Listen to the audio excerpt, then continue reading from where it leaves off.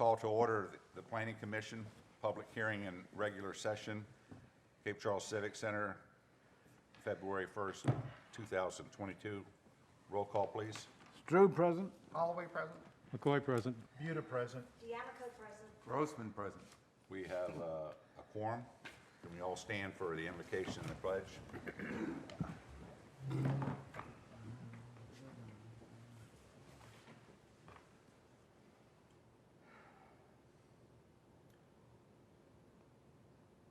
Join me in the pledge. I pledge allegiance to the flag of the United States of America and to the republic for which it stands, one nation, under God, indivisible, with liberty and justice for all. I'm going to put myself on Do Not Disturb. Turn that eagle around, facing backwards. Do I have any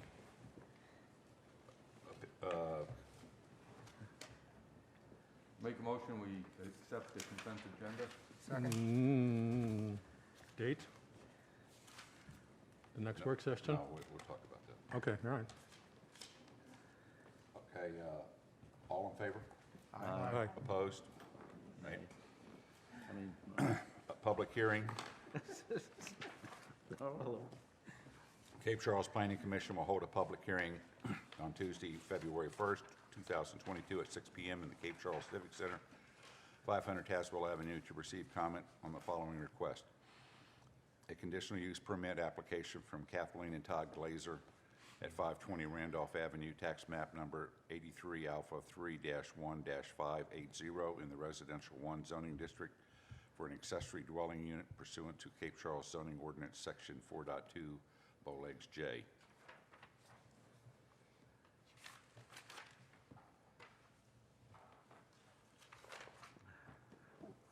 So, Okay, as the chairman just stated, the applicant is seeking to renovate an existing 38-foot by 20-foot or 767 square foot accessory structure to house an accessory dwelling unit. Of that structure, only 520 square feet of the structure with the remaining square footage will be for storage, but 520 would be devoted for residential. The proposed use of that portion of the accessory structure is requiring a conditional use permit pursuant to our ordinance. We wanted to make you aware they had recently applied for and was approved for a certificate of appropriateness to renovate the main house at 520 Randolph, same location as this. As part of that project, the applicant has indicated she would like to move forward and renovate the accessory structure to create an accessory dwelling unit that she can reside in it while the renovation work occurs on the main structure at 520 Randolph. And when the renovation work is completed on the main structure at 520 Randolph, she's indicated this property will then serve as her principal residence. We did want to bring to your attention that the applicant also owns 530 Randolph, the adjacent property, which is the recipient of a conditional use permit issued by the Town Council on July 18, 2016 to operate a bed and breakfast with a swimming pool.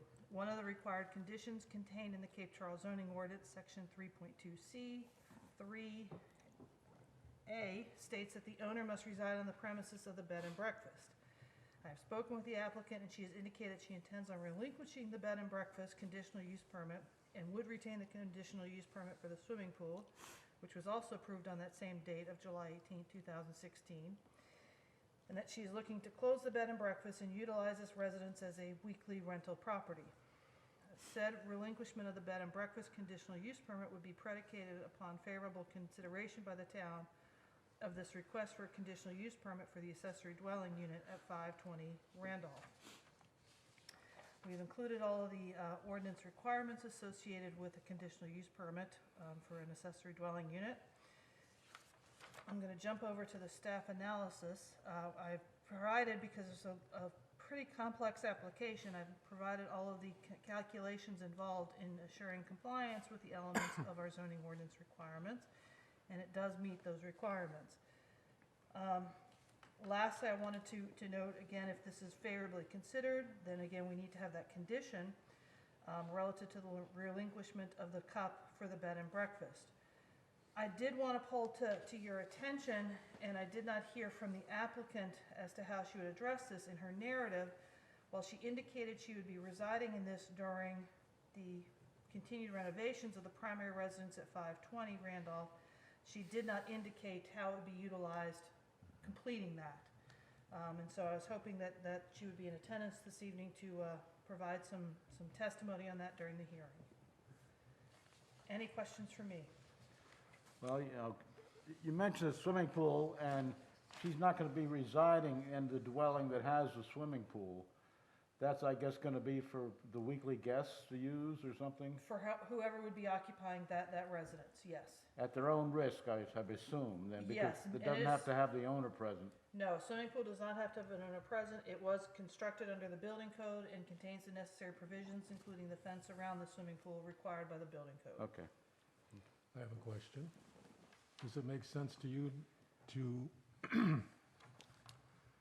suspend discussion on this until we get an answer to the question you've raised, which is still outstanding, on what she intends to do with the accessory dwelling long-term? Or, you know, do you have some other guidance on that particular I guess issue? for me at this point, I can't see where she has shown us adherence to meeting all the conditions. Yeah, The criteria outlined. And I say that because she clearly stated in her narrative, I'll live here during the renovation, and then we'll make the main house her residence. right, but Which that's as then- far as this, Right, so right. yes, it leaves open, okay, then what happens to the accessory dwelling unit Right. after that? Yeah, and then Yes. that to me says this is not a complete CUP request. Yes. So it should be set aside and let her answer that, and go ahead.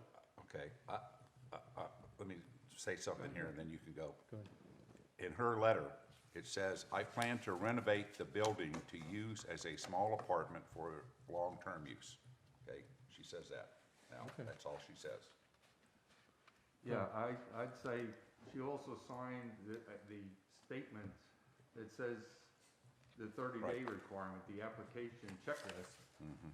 Signed it and acknowledged the length of stay in it. So Okay, we haven't ever asked anybody that comes for an ADU, well, it's fine for the first rental, what do you plan on doing after that? correct. It's really up to the owner to decide Yep, where to go from there. So I Okay. think she's satisfied me in the sense of signing that, understanding the length of stay requirements, I'll stand down. whether it's her or somebody else. Okay, Well, go ahead. I do agree a little bit with you in that we've not had one that I remember like this, where she's going to Correct. move into the accessory Right, dwelling, right. then you move into the big house. Yep, So, and then the other thing is parking, and I believe she may have, divided that property in between the two houses, so that each house has its own parking? There was a subdivision and not a subdivision, sorry, wrong word. Lot line adjustment on the parcels, but there's sufficient parking to accommodate each property. Okay, and if she decides she wants to divide that parking area in any way, fence or landscaping or something, is that anything that we need or someone needs to look at? It will be reviewed by the subdivision agent for compliance with the ordinance. If she does that 4 years from now? It will be reviewed by the subdivision Okay. agent in compliance with the ordinance. Okay. Yes. We do have an affidavit that we have asked one other ADU owner to fill out that states, where they state, is this for rental purposes or not? And that rental only must have at least 31 days of rental. We could add that as a condition, is to complete the affidavit, sort of affirmatively stating, this is what I plan to do for the next year. Is the affidavit, though, tied to the ADU permit requirements or to our taxing? It is, the affidavit that's in your folder and what we created is the direct application of the criteria in our ADU ordinance section. And it does include the statement, length of stay, no accessory dwelling unit shall be occupied by any person or persons, whether paying a fee for such occupancy or not, for a period less than 30 consecutive calendar days. And she did sign that, you are correct in that. Yes.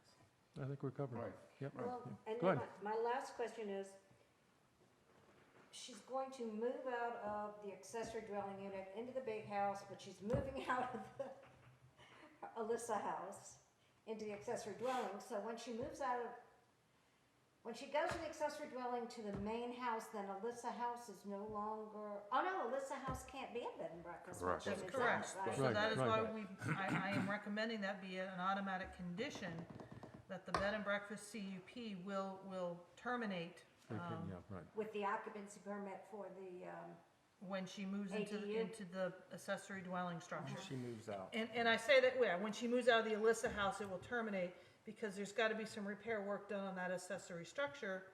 It's not in the best condition at the moment. Right. So that's gonna take a little bit of time to fix that up. So the Alyssa house component won't be extinguishing like tonight or next week when council takes action on this, or 2 weeks when council hears this.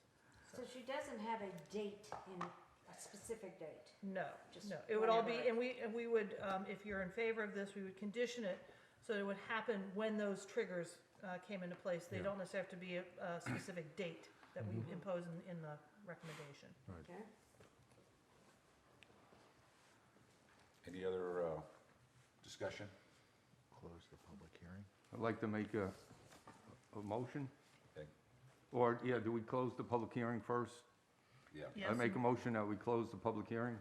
and I take it we had no public comments or communication. Okay, now you can close it. Okay. Yeah, yeah. Okay, so we have a motion and a second to close the public hearing. All in favor? Aye. Opposed? All right, Thank you. I'd like to make a motion that we recommend approval of the conditional use permit for the accessory dwelling unit at 520 Randolph on the application filed by the Glazers with the following conditions. The applicant applies and obtains historic district review board approvals for the exterior improvements. The applicant unfinished obtains business. all the required permits and approvals from the building and planning department, and that upon the occupancy of the accessory structure as a dwelling by the applicant at 520 Randolph, then the conditional use permit issued by the town for the bed and breakfast owned and operated by the applicant at 530 Randolph Avenue be relinquished by the applicant, since the requirement of the CUP will not be met, particularly the residency requirements for the bed and breakfast establishment. Okay, do I have a second? Second. Discussion?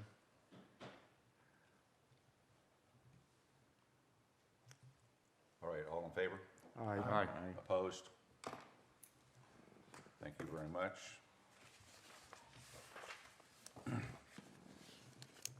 We don't have any citizen comments for, all right.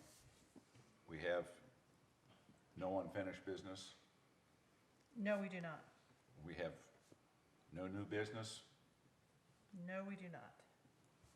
Report of officers and committees. Don't think we have any. Does anybody have any? Okay. Okay, standing staff reports, interim planning and zoning administrator monthly report for December 2021. I included Or is that that in your packet for January Yep. 2022, did I write? Yep. Sorry, my fault not fixing that on the agenda. That's right. And so in the staff report for the subdivision agent, I just wanted to make you aware, we are still working our way through the review on Village J in the Bay Creek subdivision. Also the same, we are still trading comments back and forth on Dreams by the Bay subdivision here within, on Washington Street. I also received the final plats for a portion of Village L, phases 1B, 1C, and 1D. And I will be signing off on that tomorrow. And we are now working on the Cape Charles mini golf full site plan has come in. VDOT comments are being reviewed, where I think we're now in the second round of VDOT comments. And they have now also submitted over to DEQ and to our ENS reviewer for their comments and review, and I haven't gotten those back at this point in time. Is that the one on Stone? Yes, so it is actively underway to get resolved, so. Can you say whether or not the VDOT's comments on Dreams by the Bay were any extensive things, or? Yes, You recall? yes, they were, Well, okay. yes. Okay, that's all. Okay. For BZA, I just needed to close the loop on this one. While we had received an application at 105 Mason Avenue to seek a variance to allow a first floor dwelling unit in the C1 zoning district, and that would have required a variance since the ordinance requires only second floor dwelling units in the C1 zoning district. The applicant did withdraw that application, so it did not proceed to the BZA. Again, just a reminder to all, we have a meeting here tomorrow evening at 6, I think it's 6:30. 6:30. 6 o'clock. 6 It is 6, Because they decided to keep it at the same time that the planning commission typically. Okay. fantastic. All right. Okay. At 6 o'clock here, with Summit Engineering Design, to review and affirm the scope of work and review and finalize timeline and milestones with both Planning Commission and the Town Council. We wanted to make you aware, I am working on revising the job descriptions and staffing organization of the department. I have completed a new job description for a zoning enforcement officer and provided that to Human Resources for their review and sign off. In the interim, I have received authorization to engage interim services for zoning enforcement until the full HR process for a position can be completed. With concurrence from Town Council, we have moved Ken from being a volunteer for our department, which he has been doing for the last few months, now into an interim part-time component, overseeing some of our enforcement actions. So, I'm glad to have him do this, and I'm glad that Council has signed off since Ken is very informed of our operations, has been part of helping us clean up some of our administrative paperwork, so to speak, and I'm glad to finally be able to turn our attention as a department as a whole to doing some enforcement action. It has been a component of the job that I have not been able to devote almost any time to, because we have been an extremely busy department. So, and I hope you all looked at your annual town report for the last year, if not the last 2 years, but definitely this last year. We've been busier than ever in this department in many, many years. So, and that's it for my staff report. All right, thank you very much. Announcements, next meetings. The next next regular session meeting is March 1st. Oh, I really blew this agenda, didn't I? So sorry. Okay. At March 1st, 2022 at 6 p.m. and we already mentioned about tomorrow evening Yes. at 6 p.m. contract kickoff. Any other announcements? All right. Do I have a motion to adjourn? So move. Second? All in favor? Aye.